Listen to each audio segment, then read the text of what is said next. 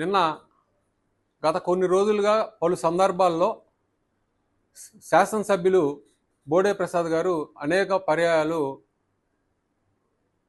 అనిత గారి మీద మేకప్ మీద మాట్లాడినటువంటి విషయాల్ని పదే పదే ప్రస్తావిస్తూ మా పార్టీ వాళ్ళు అరాచకాలకు పాల్పడుతున్నామని తన మీద మాలపాటి భాస్కర్ రెడ్డి ఫోన్ చేసి బెదిరిస్తున్నాడని అనేక సందర్భాల్లో చెప్పడం జరిగింది.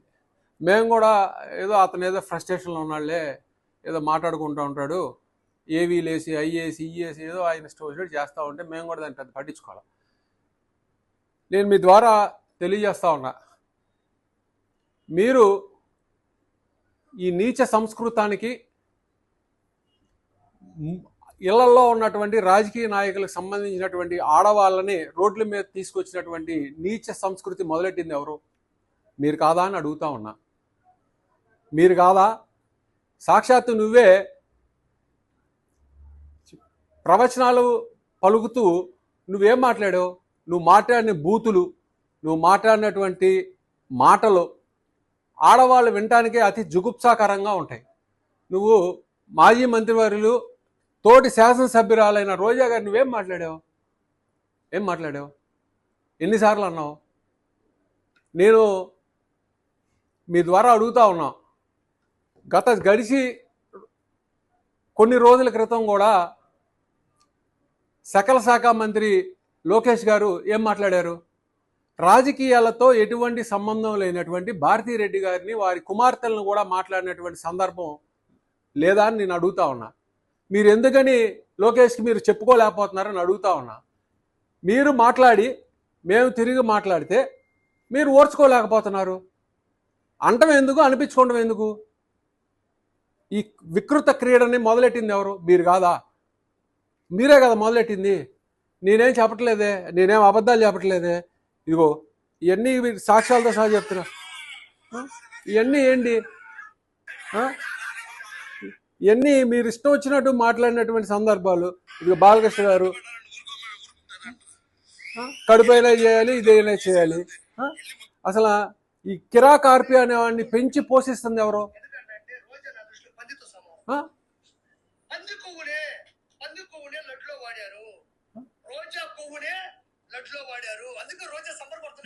ఇవన్నీ మీకు అనిపించలేదా?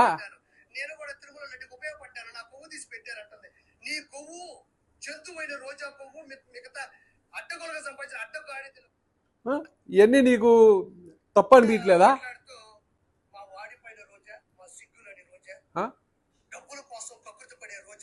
ఏమిటి మాటలు మీరు మాట్లాడతారు? ఈ బూతులు ఏంటి?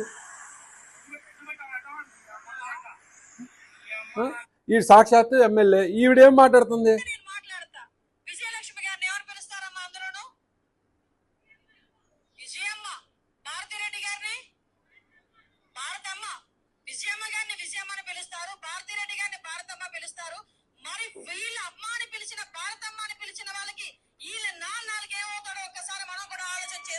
మరి ఈవిడ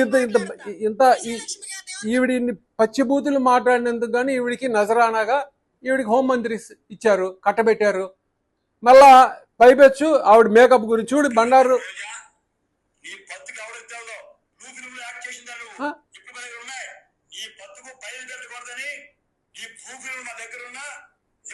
బెదిరీటు ఇవన్నీ మాట్లాడింది సాక్షాత్తు కేంద్ర మంత్రి గారు అల్లుడు. ఈయన మాజీ మంత్రి వర్యులు. ఇప్పుడు లేడా మీ పార్టీలో? మీరు ఏమైనా చర్యలు తీసుకున్నారా వీళ్ళ మీద? సాక్షాత్ సకల శాఖ మంత్రి చూడు.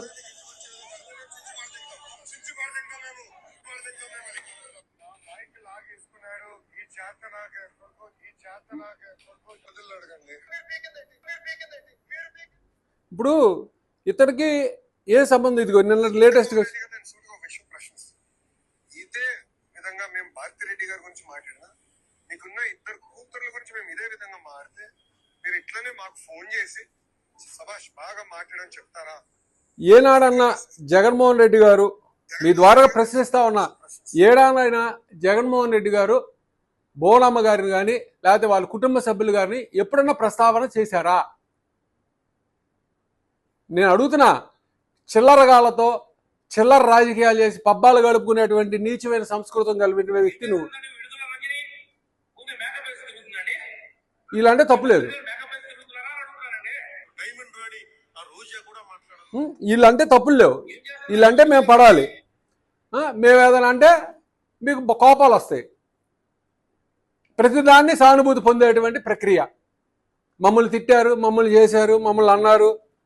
ఇదిగో బోర్డులో డైరెక్ట్గా ఇది నీ నియోజకవర్గంలోనే ఇదిగో రెడ్ బుక్ రాజ్యాంగం మొదలెడతాం. ఈ బ్యానర్లు గడిచింది నువ్వు కాదా? ప్రశాంతంగా ఉండేటువంటి ఈ పెనలూరు నియోజకవర్గంలో నువ్వు గెలవంగానే వైసీపీ కార్యకర్తల మీద దాడి చేపించినటువంటి నీచమైన సంస్కృతం తెరలేపింది ఎవడో? నువ్వు కాదు, నువ్వు కాదని అడుగుతున్నా. వైఎస్ఆర్ విగ్రహాలను ధ్వంసం చేపించింది నువ్వు. తాడిగడప సెంటర్లో వైఎస్ఆర్ విగ్రహాన్ని కోలతోలిపించి నామరూపాలు లేకుండా చేసినటువంటి వ్యక్తివి నువ్వు. ఇవాళ కూడా ఉయ్యూరు ప్రభుత్వ హాస్పిటల్లో రాజశేఖర రెడ్డి గారి విగ్రహం గత ప్రభుత్వం 2019 నుంచి 24 కాలంలో ప్రభుత్వ వైద్యశాలను నెలకొల్పి మరి మహానుభావుడి పేరు మీద అక్కడ విగ్రహం ఏర్పాటు చేస్తే దాన్ని కూడా ధ్వంసం చేసినటువంటి నీచమైన సంస్కృతం కలిగినటువంటి వ్యక్తి నువ్వు. నువ్వు ప్రవచనాలు మాట్లాడుతున్నావు, ప్రవచనాలు పలుకుతున్నావు,